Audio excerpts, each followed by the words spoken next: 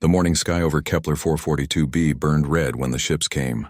Captain Daeho stood on the bridge of the UES Defiance, watching through the viewport as massive shadows blocked out the sun. The alien vessels were unlike anything he had ever seen.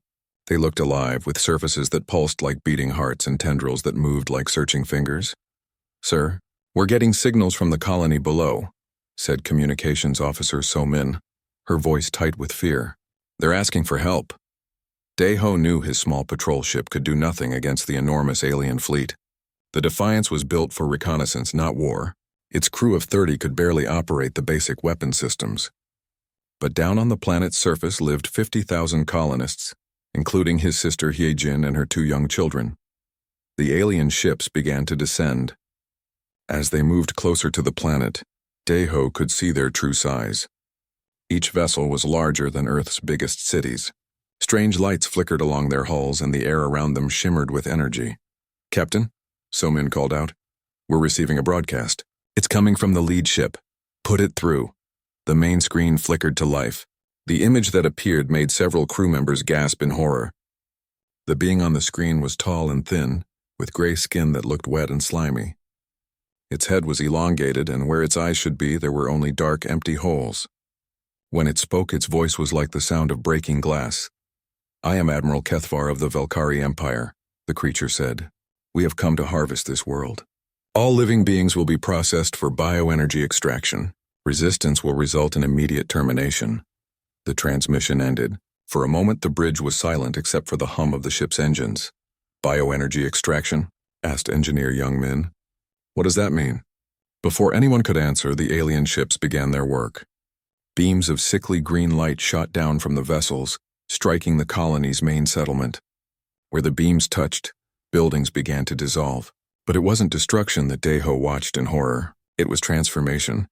The buildings were being broken down at the molecular level and reformed into something else. Massive processing facilities grew from the ground like twisted trees, and then the screaming began. "Sir, we're picking up emergency transmissions from the colony," So-min reported, her hands shaking as she worked her console. They're taking people. The colonists are being forced into those processing centers." Daeho watched through his ship's long-range sensors as thousands of people were herded into the alien facilities. He could see his sister's neighborhood being consumed by the green beams. The colonists who tried to run were caught by floating alien drones that moved like jellyfish through the air. "We have to do something," said Tactical Officer Jinsu. "We can't just watch." "With what?" Daeho replied, his voice heavy with despair. "Our weapons couldn't scratch the paint on those ships." As if to prove his point, 3 smaller alien vessels broke away from the main fleet and headed toward the Defiance. Daeho ordered his ship to retreat, but the alien craft were faster. They surrounded the human vessel in minutes. "They're scanning us," So-min reported. "I'm detecting some kind of bioscanner. It's reading our life signs." Another transmission came through. This time it was a different alien, shorter and more heavily built than the first. "Human vessel, you will remain stationary. Your crew will be processed with the planetary population. Resistance is futile." Daeho looked at his crew. These were good people who had signed up to explore the stars, not to die in alien processing facilities. "So-min," he said quietly, "can you get a message back to Earth?" "Not with these ships jamming our communications," she replied. "But I might be able to hide a data packet in the background radiation. It would take days to reach the nearest relay station." "Do it. Send everything we've recorded about these aliens. Their technology, their methods, everything." So-min's fingers flew over her console. "Message away, sir."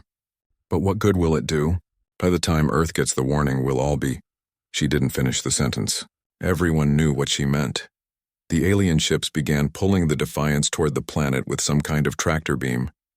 As they descended, Daeho could see the processing facilities more clearly. The colonists were being fed into machines that stripped away their bodies and extracted something bright and glowing. Their consciousness, he realized with horror. The aliens were harvesting human souls. "Sir," So-min said, "I'm picking up a transmission from the planet. It's weak, but it's coming from the underground shelters." The message was broken and filled with static, but Daeho could make out his sister's voice. "Daeho, if you can hear this, tell Earth. They're not just killing us. They're keeping us alive during the process. We can feel everything." The transmission cut off. Daeho closed his eyes and felt something cold and hard settle in his chest. These aliens didn't just want to kill humans. They wanted them to suffer. The Defiance was dragged into one of the processing facilities. As the alien machines began to cut through the ship's hull, Daeho made a final log entry. This is Captain Daeho of the UES Defiance. The alien species that calls itself the Velkari Empire has begun harvesting human colonies. They don't just kill, they torture. They process living beings for energy while keeping them conscious. If this message reaches Earth, tell them that these creatures showed us no mercy. Remember that when the time comes to respond. The alien machines broke through the bridge's walls. Daeho's crew fought bravely, but their small arms fire barely slowed the mechanical harvesters. One by one, his people were taken. As the machines reached for Daeho, he thought about Earth, the planet where humanity had fought and struggled and survived for millions of years. The world that had produced warriors and poets, scientists and artists. The home of a species that had climbed to the top of the food chain not through luck, but through determination and cunning. The Velkari thought they were harvesting helpless prey. They had no idea what they had just awakened. Humanity had faced extinction before and survived. Now these aliens had given them a reason to do more than survive. They had given humanity a reason to hunt. The emergency session of Earth's Global Defense Council took place 3 miles beneath the Rocky Mountains. Admiral Tae-jun looked around the table at the assembled leaders. Presidents, generals, scientists, and strategists from every nation on Earth sat in the reinforced bunker, their faces grim as they watched the reports from the Outer Rim colonies. 17 worlds have gone dark in the past week, reported Intelligence Director Soo-young. The pattern is always the same. The Velkari fleet arrives, demands surrender, then begins harvesting operations. No survivors, no resistance, no hope. Dr. Hyun-woo, head of the Xenobiology Division, stood up slowly. He had been studying the alien broadcasts for days without sleep, and it showed in his tired eyes. "I need to tell you something about these Velkari that changes everything," he said. The room fell silent. Hyun-woo activated the holographic display in the center of the table. Images of various alien species appeared, all sharing similar characteristics. Large eyes, plant-eating teeth, bodies built for running away rather than fighting. Every species the Velkari have conquered shares the same evolutionary background, Hyun-woo explained. They're all prey animals, herbivores that achieved intelligence through cooperation and hiding. The Velkari themselves evolved from herd animals on a world with no large predators. President Ji-ho leaned forward. "What are you saying, Doctor?" "I'm saying that in their entire history, the Velkari have never encountered a true predator species. They don't understand what they're dealing with when they look at humanity." General Myung-ho, head of Earth's military forces, frowned. "We're predators." Hyun-woo nodded grimly. "Humans are persistence hunters. We evolved by chasing our prey across vast distances until it collapsed from exhaustion. We're pack animals that coordinate attacks. We don't just kill for food, we wage war for territory, resources, and ideology. We're the only known species that commits genocide against its own kind and then writes poetry about it." Commander Minji of Special Operations smiled coldly. "And that's just our hobby. Doctor, show them the real data." Hyun-woo switched the display to show Earth's defensive preparations. The planet looked different than it had a century ago. Cities had moved underground. Orbital stations had multiplied. The asteroid belt was filled with what looked like mining operations. For the past 100 years, Earth has been preparing for exactly this scenario, Minji said. "We learned from our own history. Every human settlement, every space station, every mining facility was designed with one principle in mind. Never again will humanity be caught defenseless." She stood and walked to the display. "The Velkari think they're coming to harvest a primitive species. They have no idea what we've been building out here." The display zoomed in on the asteroid belt. What had appeared to be mining stations revealed themselves as massive weapons platforms, disguised to look like civilian operations. Hidden bases had been carved into asteroids. Entire fleets of warships sat dormant, waiting for activation codes. "How long have we been planning this?" asked President Ji-ho. "Since the first radio telescopes detected signs of intelligent life," Minji replied. "Humanity learned a long time ago that the universe is not a safe place. We decided to become the thing that other species should be afraid of." Dr. Hyun-woo brought up another display showing human genetic data. The Velkari made one critical error in their assessment of humanity. They think we're like the other species they've conquered, but we're not. We carry the genetic memory of 200,000 years of warfare. Every human alive has the descendants of survivors in their bloodline. Admiral Taejun studied the defensive preparations. What about the colonies they've already taken? Those weren't colonies, Minji said quietly. They were bait. The room erupted in shocked voices. President Jiho raised his hand for silence. Explain. The Outer Rim settlements were designed to be taken, Minji continued. We needed to study Velkari technology and tactics. Every person who volunteered to live on those worlds knew the risks. They were heroes who sacrificed themselves to give humanity the information we needed. General Myung-ho looked sick. You're saying we let them die?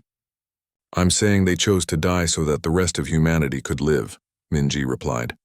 And their sacrifice wasn't in vain. We now know exactly how Velkari biotechnology works. We know their weaknesses. We know how to turn their own weapons against them. Dr. Hyun-woo activated another display showing the alien harvesting process. The Velkari bioships are living organisms. They can be infected, corrupted, turned against their masters. Our nanite technology is already being deployed to Outer Rim worlds through hidden relay stations. Nanites? Asked President Jiho. Self-replicating machines smaller than viruses, Hyun-woo explained.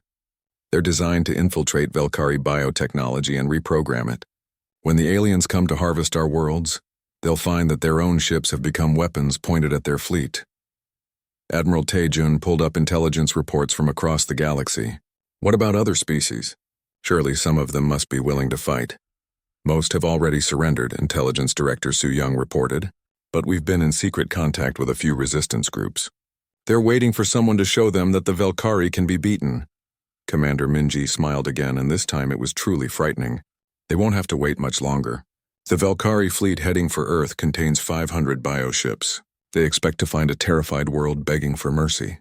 What will they find instead? Asked President Jiho. Earth's monsters, Minji replied. 2 billion humans who have been preparing for this war their entire lives. A species that has spent centuries perfecting the art of killing, predators who have been waiting for worthy prey. The room was quiet for a long moment. Finally, President Jiho spoke. What do you need from us? 36 hours, Minji said. Give us 36 hours to position our assets. Then we show the galaxy what happens when you threaten humanity's cubs. Admiral Taejun looked at the defensive plans one more time.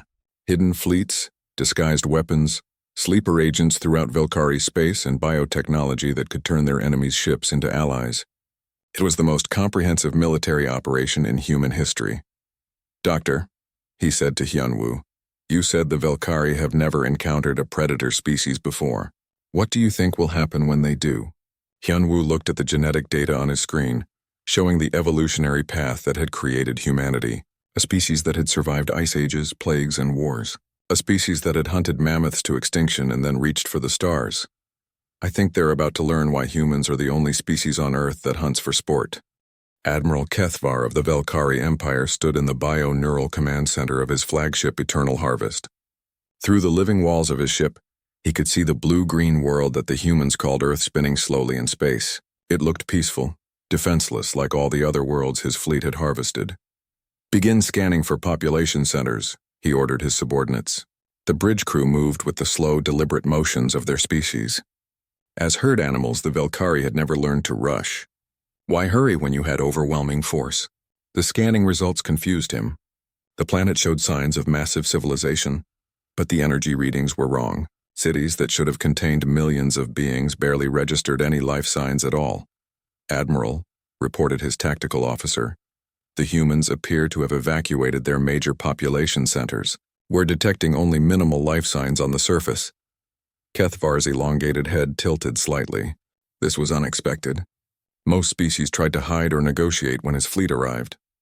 They didn't simply disappear. Perhaps they have fled to their colony worlds, suggested his communications officer. Should we pursue? No, Kethvar decided. Send a demonstration bombardment to their largest city. Once they see what happens to those who try to hide from the Empire, they will surrender. The bioships moved into position around Earth. Their living hulls pulsed with energy as they prepared to fire. Massive biocannons extended from the ships like flowering plants reaching for sunlight. The energy that built up in them was enough to crack a planet's crust. Fire, Kethvar commanded.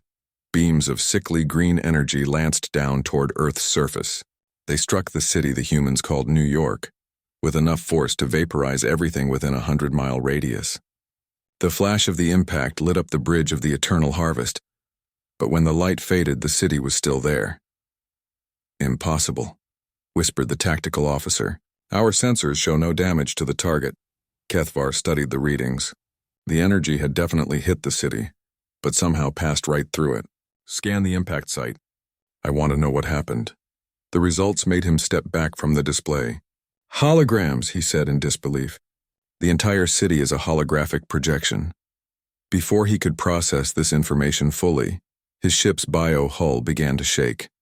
Alarms echoed through the living corridors as damage reports flooded in from across the fleet. "Admiral," called his sensor operator. "We're under attack. Multiple contacts closing fast." The main display showed space around Earth filling with ships. But these weren't the sleek vessels the Velkari expected from an advanced civilization. They looked like wreckage, twisted metal held together with welding and prayers. Some appeared to be little more than engines strapped to weapons platforms. "Where did they come from?" Kethvar demanded. "Unknown, sir. They were not there moments ago. It's as if they materialized from nothing." Captain J. Sung of the human vessel. Persistence smiled grimly as his ship accelerated toward the nearest Velkari bioship. His vessel looked like salvage, but that was intentional. Hidden beneath the scrap metal exterior was some of the most advanced technology humanity had ever created. "All ships, initiate the swarm protocol," he broadcast to the human fleet. "Remember, we don't fight fair. We fight to win." The Persistence slammed into the side of a Velkari bioship at full speed. Instead of destroying both vessels, the human ship's hull opened like a flower, releasing clouds of microscopic machines that immediately began burrowing into the alien vessel's living tissue. Aboard the Eternal Harvest, panic spread through the Velkari crew as they watched their ships being attacked by what looked like suicide craft. But the human ships weren't being destroyed. They were merging with the bioships, infecting them. "Sir," reported the tactical officer, "Bioship Living Death is reporting system failures. They say their hull is changing, turning against them." On the bridge of the infected bioship, the Velkari crew watched in horror as their own vessel's walls began to sprout human technology. The living computers that controlled their ship started speaking in human languages. Weapon systems turned inward, firing on their own crews. Dr. Sujin had spent 5 years developing the nanites that now flooded through the Velkari fleet. Each microscopic machine was programmed with one simple mission: learn, adapt, and convert. They studied the alien biotechnology at the molecular level, then began rewriting its basic functions. "Admiral," the communications officer called to Kethvar, "we're receiving a transmission from the human fleet. Put it through." The face that appeared on the screen was unlike any the Velkari had encountered. The human had dark hair and cold eyes that seemed to look right through Kethvar. When she spoke, her voice was calm and measured. "I am Captain Boram of the Earth Defense Force," the human said. "You came here to harvest us. We appreciate the donation of your ships." "Donation?" Kethvar sputtered. "These vessels belong to the Velkari Empire." "Not anymore," Boram replied. "Your biotechnology is quite impressive. We're learning so much from it. In fact, we're already using it to improve our own vessels." As if to demonstrate her point, the human ships around Earth began to change. Their hulls flowed like liquid metal, incorporating pieces of Velkari technology. Wings grew from their sides. Weapons sprouted from their surfaces like thorns. The crude-looking vessels transformed into something that was part machine, part organism, and entirely deadly. "Impossible," Kethvar breathed. "Technology cannot be learned so quickly." "You're thinking like prey," Boram said. "Humans think like predators. We don't just adapt to our environment. We make the environment adapt to us." Throughout the Velkari fleet, bioships continued to turn against their crews. The nanites weren't just stealing the alien technology. They were improving it. Human engineers, connected to the nanite network through neural interfaces, guided the conversion process from ships hidden throughout the solar system. Engineer Young Soo watched the transformation from his command post on Ceres. "Dr. Sujin, the nanites are exceeding all performance parameters. They're not just converting the bioships, they're evolving them." Sujin studied the data flowing across her screens. "The Velkari biotechnology is more advanced than we thought." The nanites are learning from it, creating hybrid systems that are stronger than either human or alien technology alone. On Earth's surface, in the deep bunkers where humanity had hidden, children watched the battle through periscopes and asked their parents why the ships in space were changing colors. The adults struggled to explain that those ships were becoming something new, something that was both human and alien, created from the marriage of two technologies that should never have met. Kethvar watched his fleet dissolve around him as ship after ship fell to the human infection. "How many vessels do they have?" he asked his tactical officer. "Unknown, sir. Our sensors can't distinguish between their ships and ours anymore. They all register as hybrid vessels now. Send a message to the Empire," Kethvar ordered. "Tell them the humans are not what they appear to be. Tell them we need reinforcements." "Sir," the communications officer replied, "our bio-neural communication array has been compromised. It's sending messages but not the ones we're programming." Kethvar realized with growing horror that his own ship was betraying him. The human nanites had reached even the Eternal Harvest. His vessel was sending information about Velkari fleet positions, technology, and weaknesses directly to the human command structure. "What are you doing to us?" he demanded of Boram. "We're teaching you," she replied. "Humans have a saying. If you want to hunt monsters, you have to become a monster yourself. You brought monsters to our door. Now you get to learn what real monsters look like." The Velkari Empire's Emergency Council convened in the crystal halls of their homeworld as desperate reports flooded in from across the galaxy. Emperor Yalth grew, his gray skin pale with fear, listened to the impossible accounts from his fleet commanders. "The humans have done something to our bioships," reported Admiral Zektul from the Rigel sector. "Our own vessels are attacking us. The technology is spreading like a disease through our fleets. How many ships have we lost?" the Emperor asked. "Lost is the wrong word," Zektul replied. "The ships still exist. They've just chosen new masters." On Earth's captured Dreadnought Dominion, Lieutenant Boram walked through corridors that had been reshaped by human nanites. The living walls now pulsed with a rhythm that matched human heartbeats. The bio-neural computers spoke in Korean and English instead of the clicking language of the Velkari. Behind her, a group of Velkari prisoners shuffled along in restraints that had grown from the ship's floor. Their large, dark eyes were wide with terror as they looked at the transformed vessel that had once been their home. "Please," one of them whispered through the universal translator. "We surrender. Show mercy." Boram stopped walking and turned to face the alien. "Mercy?" she said quietly. "Let me tell you about mercy." She activated a holographic display that showed images from the harvested human colonies.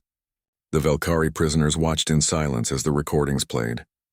They saw children being dragged into processing centers. They heard the screams of families being torn apart. They witnessed the methodical torture that the Velkari called bioenergy extraction. "This is what your empire calls mercy," Boram said. "Keeping conscious beings alive while you drain their life force. Processing children while their parents watch." "You want to know about human mercy?"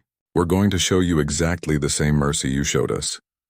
The Velkari began to weep, a strange sound like wind through broken glass, but Boram wasn't finished. "Let me tell you about my species," she continued, walking slowly around the prisoners. "Humans fought each other for thousands of years before we reached the stars. We had wars that killed millions. We built weapons that could destroy entire continents. We committed genocides that erased whole cultures from existence." She paused in front of the lead prisoner. "And then we learned to feel guilty about it. We wrote books about our crimes. We built monuments to our victims. We promised ourselves we would never again allow genocide to happen." The alien looked up at her with desperate hope. "Then you understand. You know the pain of loss. You can show compassion." Boram smiled, and it was a terrible thing to see. "You misunderstand. We promised we would never again allow genocide to happen. We never promised we wouldn't commit genocide when it was necessary." Throughout the solar system, human fleets prepared for the next phase of their campaign. The converted Velkari bioships had taught them secrets of alien technology that would have taken centuries to discover on their own. Now that knowledge was being put to use. Colonel Young-Soo stood in the command center of the hybrid vessel Retribution, watching as his engineers installed the final components of their new weapon systems. The ship was no longer recognizable as either human or Velkari technology. It had become something new, something that neither species could have created alone. "Sir," reported Engineer Hyojin, "the bioconversion chambers are ready for testing." Young-Soo nodded grimly. The bioconversion chambers were humanity's answer to the Velkari harvesting technology. But where the aliens had used the process to extract energy from living beings, humans had found a different application. "Bring in the test subjects," he ordered. The test subjects were Velkari, prisoners who had volunteered for the process in exchange for quick deaths instead of prolonged interrogation. What they didn't know was that the human version of bioconversion didn't kill, it transformed. The first alien was placed in the conversion chamber. Bio-neural interfaces connected to its nervous system, while nanites flooded its bloodstream.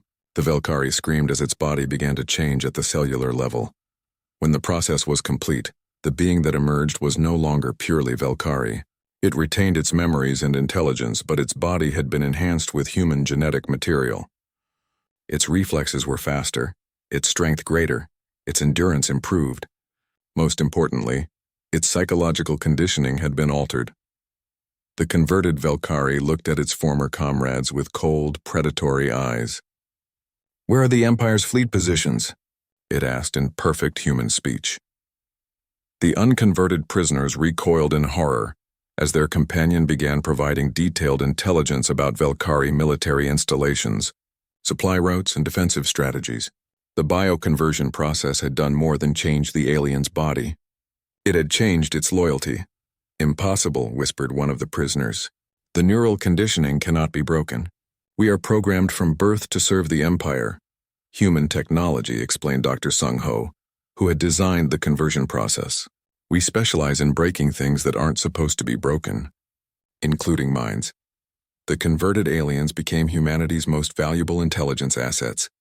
They knew everything about Velkari technology, tactics, and culture. More importantly, they wanted revenge against the Empire that had enslaved them since birth. Meanwhile, in the depths of space, Captain Yun-hai commanded a fleet of hybrid vessels as they approached the Glaxon system. Intelligence reports indicated that the Velkari had established massive bioprocessing facilities there, harvesting the native population for energy. "All ships, prepare for liberation protocol," she ordered. "Remember, we're not here to conquer. We're here to free the prisoners and recruit new allies."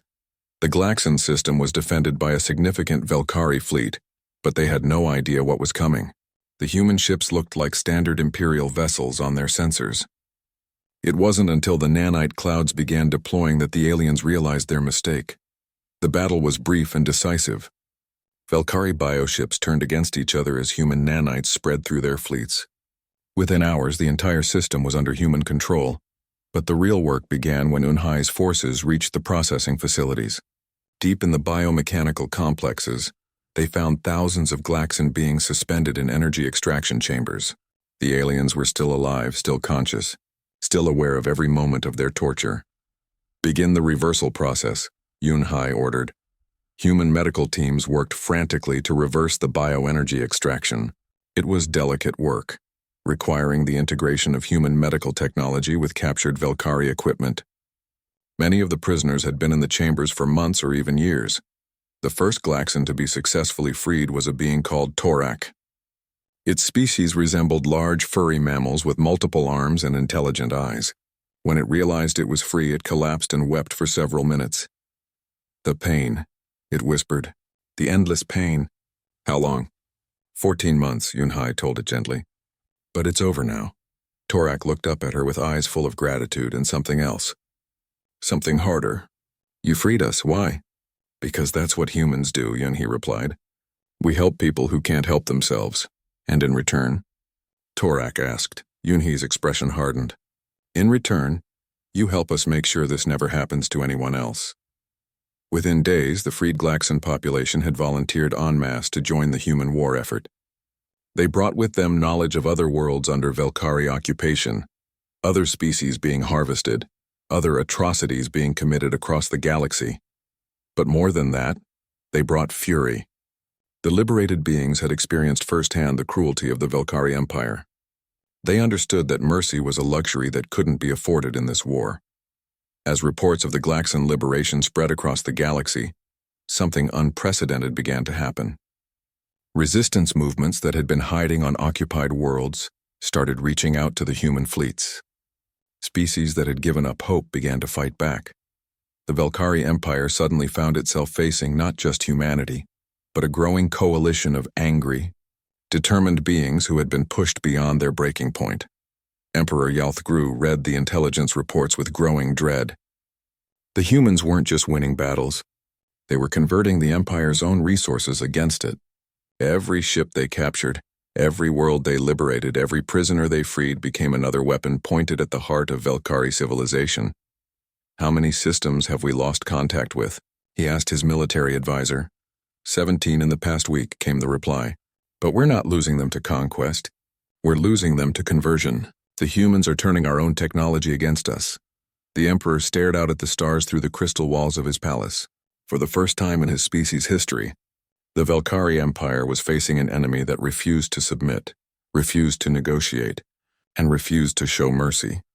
"What do our xenobiologists say about these humans?" he asked. "They say the humans are apex predators, a species that evolved by hunting other species to extinction. They don't fight to capture territory or resources. They fight to eliminate threats." The Emperor felt a chill run through his elongated body. "And they consider us a threat?" "Sir," his advisor replied quietly, "I believe they consider us prey." General Hyun-suk stood before the massive tactical display in humanity's new mobile command center, built from the converted remains of 50 Velkari dreadnoughts. The holographic map showed the galaxy in real time, with red markers indicating Velkari-controlled systems and blue markers showing human liberation zones. The red was shrinking rapidly. "Status report," he ordered his staff. "Sector 7 has fallen," reported Colonel Minho. "The Velkari fleet retreated after losing 80% of their bioships to nanite conversion. Local populations are being freed from processing facilities as we speak." "Sector 12 reports similar success," added Commander Ju Wan. "The liberated Zephyrian species has provided us with detailed intelligence about Velkari supply routes. They're also requesting permission to join our assault fleets." Hyun-suk nodded approvingly. The human strategy was working better than anyone had dared hope. Instead of fighting a traditional war of conquest, humanity was conducting what military historians would later call liberation cascades. Each freed world provided more intelligence, more recruits, and more reasons for other species to rebel against their Velkari oppressors. "What's our current force estimate?" he asked. Intelligence Officer Su Jin pulled up the numbers. Active human vessels, 8,000. Converted Velkari bioships, 12,000. Allied species ships, 26,000, and growing daily. And the Velkari? Estimated remaining fleet strength, approximately 150,000 vessels. "But sir, those numbers are misleading." Hyun-suk raised an eyebrow. "Explain." "The Velkari are having to divide their forces," Sujin continued.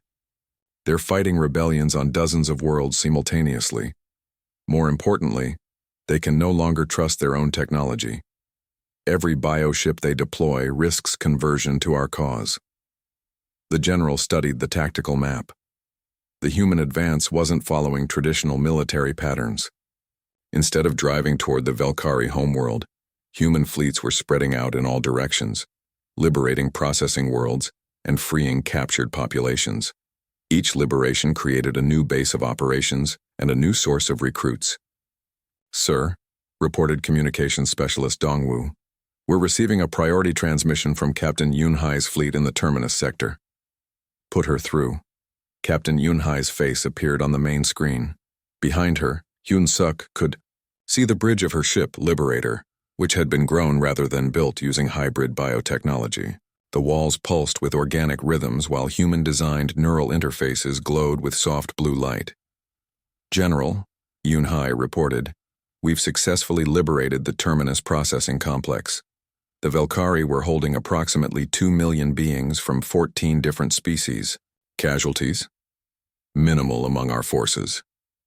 The Velkari fleet retreated when their bioships began converting to our side. However, we discovered something disturbing in the processing records." Hyun-suk felt a cold certainty settle in his stomach. "Show me." The display changed to show rows of data that made several staff members gasp in horror. The numbers were staggering. Billions of sentient beings had been processed through the Terminus complex alone over the past century. How many facilities like this exist? Hyun-suk asked quietly. Intelligence estimates at least 500 major processing centers throughout Valkyrie space, Yun-hai replied. General, the scope of what they've done. It's genocide on a galactic scale. The command center fell silent. Everyone present understood the implications. The Valkyrie Empire wasn't just a conquering force. It was a machine designed to consume entire civilizations. Captain, Hyun-suk said finally, what's the status of the freed populations? They want to fight, Yun-hai replied without hesitation. Every single species we've liberated has asked to join our fleets. They understand what's at stake now. This isn't just about stopping the Valkyrie. It's about making sure nothing like this can ever happen again. Dr. Sung Ho, head of Human Biotechnology Development, stepped forward. General, the liberated populations have also provided us with genetic samples from their species. We can begin developing conversion protocols that will allow them to interface with hybrid technology. Conversion protocols? Not like what we do to captured Valkyrie, Sung Ho clarified quickly. Voluntary enhancement procedures that will allow non-human allies to operate our bioships more effectively. Enhanced reflexes, improved neural processing, that sort of thing. Hyun-suk considered this. How long? For basic enhancements? 48 hours per individual. For full integration with our command networks? About a week. Do it, but only for volunteers and only after full informed consent. As his staff dispersed to carry out orders, Hyun-suk remained at the tactical display. The war was going better than anyone had expected, but he knew the hardest part was still ahead. The Valkyrie Empire was beginning to understand what they were facing, and desperate enemies were always the most dangerous. His thoughts were interrupted by the arrival of Ambassador Torak, the Glaxon who had become humanity's primary liaison with the liberated species. The furry, multi-armed being moved with the enhanced speed and grace that came from voluntary bioenhancement. General, Torak said in perfect English, I bring messages from the Liberation Council. All freed species have voted unanimously to support the final assault on Velkar Prime. All of them? Hyun-suk asked, surprised. Even the pacifist Etherians? Especially the Etherians, Torak replied grimly. They were among the first species the Valkyrie harvested. 3 billion of their people were processed over the past 2 centuries. Their surviving population wants justice. Justice or revenge? Torak's enhanced eyes met the general's gaze steadily. Is there a difference anymore? Before Hyun-suk could answer, alarms began sounding throughout the command center. The main display lit up with incoming sensor data from the front lines. Report, the general barked. Sir, called Tactical Officer Wonho, we're detecting massive Valkyrie fleet movements. They're pulling back their forces from across the galaxy and concentrating them around their home system. Numbers? Estimated 200,000 bioships and growing. It looks like they're recalling every vessel they have for a final defensive stand. Hyun-suk studied the enemy movements. The Valkyrie were abandoning their outer territories and processing facilities to protect their homeworld. It was a logical strategy, but it also played into human hands. Orders, sir? Asked Colonel Minho. Signal all human fleets to begin the convergence, Hyun-suk commanded. It's time to finish this. Over the following weeks, human and allied fleets from across the galaxy began moving toward Velkar Prime. The journey became a rolling liberation campaign as abandoned Valkyrie facilities were captured and their prisoners freed. Each day brought new allies to the human cause. The converted Valkyrie prisoners proved especially valuable during this phase. Their knowledge of Imperial defensive systems and hidden bases allowed human forces to strike with surgical precision. More importantly, their presence among the human fleets served as proof that the Valkyrie Empire could be defeated. Captain Jae-sung, now commanding a hybrid bioship that was half human technology and half living Valkyrie tissue, led one of the advanced fleets toward the Empire's core worlds. His ship, Persistence, had grown far beyond its original size. incorporating captured alien technology and evolved biosystems. "Sir," reported his enhanced Zephyrian tactical officer, "we're detecting distress signals from the Kalani system." The Velkari appeared to be conducting emergency harvesting operations. Jae-sung felt his enhanced nervous system surge with anger. Emergency harvesting meant the aliens were processing entire populations as quickly as possible, without regard for keeping them alive. It was genocide in its purest form. "All ships maximum acceleration," he ordered. "We're not letting them murder anyone else." The Persistence and its escort fleet engaged the Velkari forces over Kalani Prime, in what would later be called the Battle of Final Harvest. The alien bioships fought with desperate fury, knowing they faced not just military defeat but complete extinction. But desperation was no match for the cold fury of species that had suffered under Velkari oppression for centuries. Human-led forces, enhanced with captured alien technology and crewed by beings from dozens of liberated worlds, tore through the Velkari defenses like apex predators through a herd of prey animals. When the battle was over, Jae-sung stood on the bridge of his ship and looked down at Kalani Prime. The planet's surface showed signs of massive processing operations, but they had arrived in time.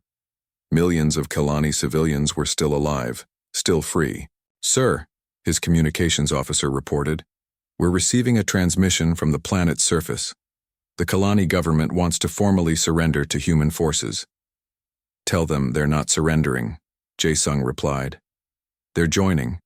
Ask them how many ships they can contribute to the final assault." Throughout the galaxy, the same scene was playing out on world after world. The Velkari Empire was collapsing not through conquest but through conversion. Their own technology, their own tactics, their own cruelty were being turned against them by an enemy that had learned to be more ruthless than they were. Emperor Yalthgru received the final reports from his retreating fleets in the crystal silence of his palace. The humans were coming, and they were bringing the fury of every species the Empire had ever wronged.